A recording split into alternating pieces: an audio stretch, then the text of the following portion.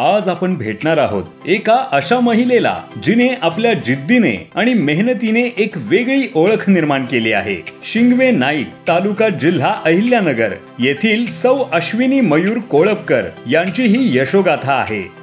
2009 मध्ये माझं लग्न झालं। माझे मिस्टर बांगडीची फेरी करत होते, त्याच्यातून आमचं एवढं काही भागत नव्हतं। म्हणजे अक्षरशः फेरीला गेल्यानंतर त्यांचे पेट्रोलचे पैसे सुद्धा सुटत नव्हते, म्हणून मग आम्ही व्यवसाय करण्याचं ठरवलं। 17 साली CRP ताईंकडून मला उमेद अभियानाविषयी माहिती मिळाली आणि आम्ही उमेद अभियानाशी जोडले गेलो। बचत गटामार्फत 3 लाखाचं लोन मिळालं बँकेकडून, त्यातून आम्ही मशीन घेतली। CIF मिळाला आम्हाला संघाकडून, त्यातून आम्ही शेंगा फोडण्याची मशीन, करडी उपण्याची मशीन घेतली। आज त्यांच्या व्यवसायाला प्रचंड मागणी आहे आणि त्यातून त्यांना चांगला आर्थिक फायदाही मिळत आहे। या घाण्यातून आम्ही साधारण दिवसभरात 50 ते 60 लिटर तेल काढतो आणि मी 9 प्रकारचे तेल बनवते। सूर्यफूल, शेंगदाणा, करडई, खोबरं, तीळ, मोहरी, जवस, बदाम आणि एरंडेल। आपण हे विदाउट केमिकल कुठलाही प्रिझर्वेटिव्ह न टाकता हे तेल तयार करतो। लाकडी घाण्यावरच्या तेलामुळे कुठलेही आजार होत नाही आणि जरी कुठले आजार असेल तरी ते कंट्रोल मध्ये ठेवलं जातं। या तेलांची पॅकिंग 5 लिटर, 1 लिटर,